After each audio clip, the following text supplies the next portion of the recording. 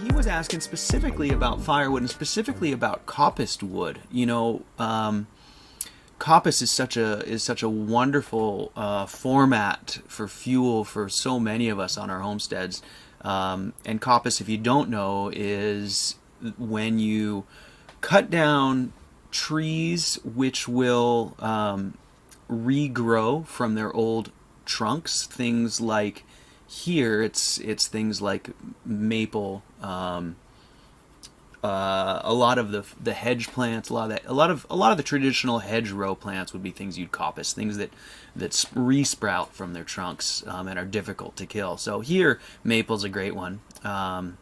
There's a lot of others that I'm not thinking of right now, but at least in my area, that's kind of the main one. And so what coppicing is cutting those down and then letting them grow their new shoots and harvesting those in short cycles rather than letting them grow to full trees. You just harvest all of that new growth every few years, as it were, depending on what kind of tree and what kind of growth you have. And in that way, you can get an enormous amount of firewood in a really renewable way. It takes a very short time to renew. You've got the plants there that are existing there. You're not cutting down big trees. It's really, really neat. But what you end up with is you end up with these typically fairly small diameter rounds, and they're typically from fast-growing species, and they're young fuel wood, so they're not very dense. And so the question really was about coppice firewood, and does it contain a significant amount of fuel energy? How does it compare to older firewood? Is there a difference in the age of the wood and how hot it burns or how much energy it contains? Those were the lines of questioning in the email. And, it's a great question. And what I'd like to say is that the energy in the fuel doesn't have much to do with age as it has to do with density, which you, I think, alluded to. You asked about age, or maybe weight's more important. And so density is the most important thing. So really, it's not so much how old it is, but how fast it grew, in addition to what species it is and all those other things. But in other words, if you had two of the same species, like a maple, let's say in my woods it's big leaf maple, which are these fast growing, not real hardwood. It's definitely not like an East Coast maple. And part of that is because it grows so fast, I think. So they're exceptionally fast growing when they're young. And so those early shoots, if they're growing out in the sun, you can get, 20-foot tall, 4-inch round shoots, many dozens of them out of a single trunk in the matter of 2 or 3 years. You'll have a significant amount of, this size saplings coming out of these trunks. Do they hold as much, fuel energy as a similar piece of wood from an older tree? The answer is probably no, because they were, in this case, particularly fast growing. But it doesn't have as much to do with the age as it does with the speed it grew and the density. So if that coppice wood had been in the shade and it had grown for the same amount of time in those 2 or 3 or 4 years, you might only have a round that was this big around.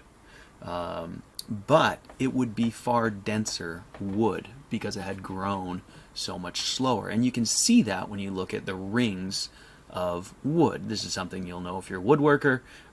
You want closely packed wood rings for the most durable wood, the wood that's the strongest, the wood that's the heaviest, and the wood that therefore is going to pack the most fuel energy. And you get those close dense rings from slow growth. Often in forests or under canopies is where you'll find those trees that took decades to get to just a small size, and they'll have really tight growth rings, and they will have an immense amount of fuel energy in very small pieces of wood. So, long way of saying with regards to coppice that I don't know what the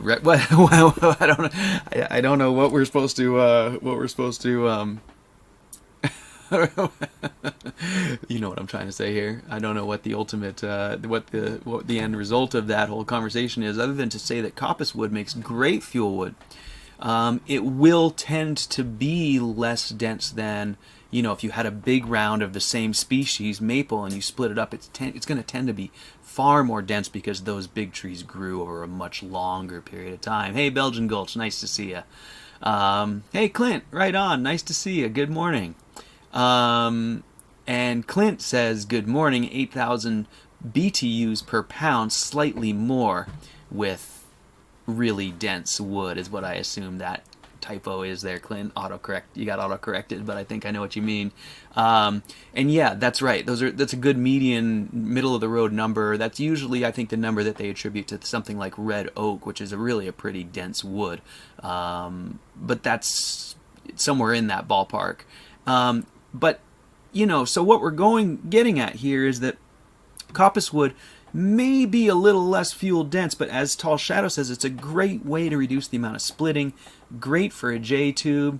Hello in Hungary there, Andre. Nice to see you. So, you know, what I'm really trying to get to is that I don't think that that's something that is really worth considering too much when you're considering your fuel source, because it's still, you know, good hard wood. When you dry it, it's not like it doesn't have fuel. I guess what I'm trying to say is it doesn't have a significant downside. While it did grow fast, that's what we're looking for, right, with the coppice wood, because it's going to quickly renew itself. And so we can resupply and replenish our supply quickly and easily without putting a big load on our land. We're not going to be, you know, stripping older trees. There's a whole lot of benefits there. And so I guess what I'm trying to say is that I don't see the density of the wood as really a major factor to consider when considering coppice fuel. Now, I will say that I started my J-tube when I built that in my big house.